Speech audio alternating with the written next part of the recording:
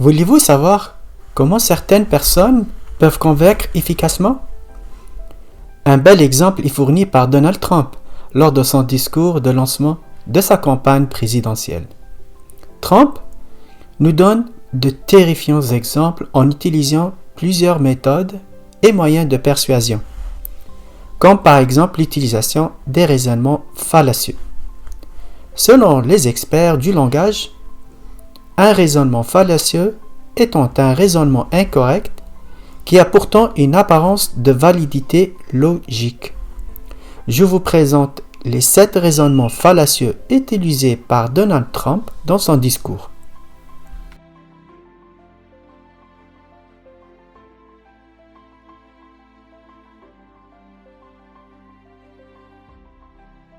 Premier raisonnement fallacieux, appel à l'émotion. Appel à l'émotion est un raisonnement qui joue sur la peur du public en imaginant un avenir effrayant. De tels arguments reposent sur des menaces ou des mensonges.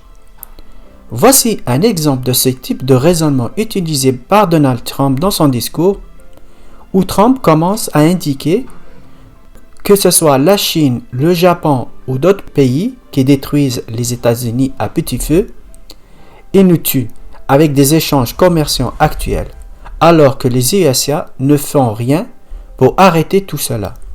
Pire, ces pays nous envoient des milliers des immigrants les plus dangereux qu'ils soient. Écoutons ce passage de Donald Trump. When was the last time anybody saw us beating, let's say, China in a trade deal? They kill us. I beat China all the time. All the time. When did we beat Japan? They send their cars over by the millions. And what do? When was the last time you saw a Chevrolet in Tokyo? It doesn't exist, folks. They beat us all the time.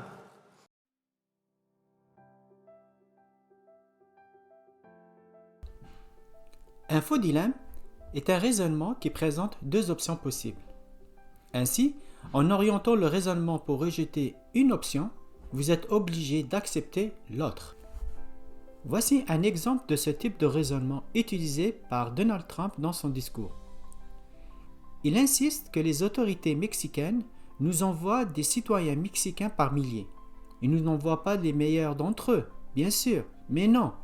Ils nous envoient les pires, avec leurs problèmes, des vendeurs de drogue, des violeurs et d'autres personnes indésirables.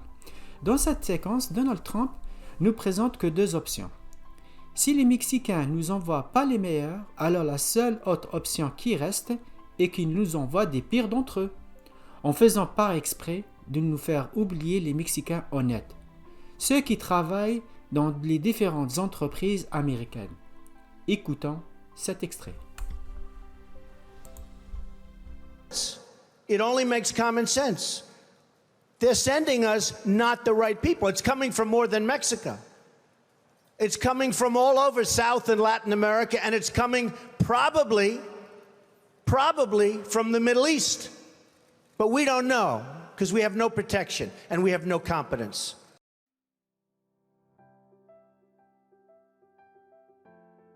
Ad hominem est un terme provenant du latin « attaque à la personne », est un raisonnement attaquant la personne ou son image plutôt que de se concentrer sur l'argument que il ou elle fait avec l'intention de détourner la discussion et de discréditer la personne. Un exemple de ce type de raisonnement est utilisé par Donald Trump. Dans son discours, il dit comme suit: « Nos politiciens sont très mauvais négociateurs et ils ne font rien pour aider les Américains. De plus, ils sont stupides, ignorants et n'ont aucune connaissance ou compétence pour gérer notre grand pays. » Je vous laisse écouter cette séquence. We have people that are stupid. We have people that aren't smart. And we have people that are controlled by special interests. And it's just not going to work. So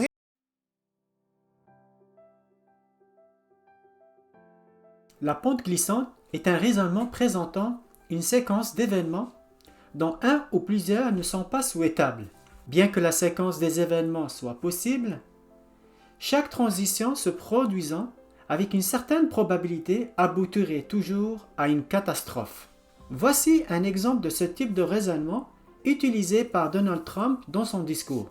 En énumérant tous les problèmes rencontrés par les citoyens américains au quotidien, entre autres l'immigration, les échanges commerciaux et autres, Trump conclut que les USA sont devenus la poubelle du monde, où tous ces pays exportent leurs problèmes et leur misère.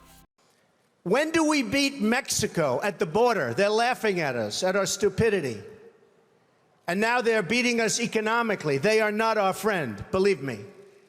But they're killing us economically. The U.S.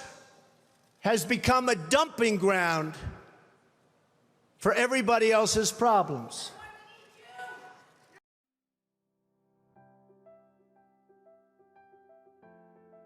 La généralisation hâtive est un raisonnement qui est commis lorsqu'on présente une conclusion à partir d'un échantillon trop petit ou trop spécial pour être représentatif. Bien que pratique dans d'autres circonstances, les généralisations hâtives concluent souvent à des résultats catastrophiques. Voici un exemple de ce type de raisonnement utilisé par Donald Trump dans son discours. Il dit que certains candidats ne sachent pas que l'air climatisé est non fonctionnel ou que la salle est trop grande. Ces candidats ne peuvent pas être de bons candidats pour la présidence. Notons qu'il y a une généralisation sur le fait seulement que les candidats font des meetings dans des grandes salles. Nous ne pouvons pas nous permettre d'en conclure pour autant qu'ils sont mauvais. Je vous laisse écouter cette séquence. And I can tell you, some of the candidates they went in, they didn't know the air conditioner didn't work. They sweated like dogs. They didn't know the room was too big because they didn't have anybody there. How are they going to beat ISIS? I don't think it's going to happen.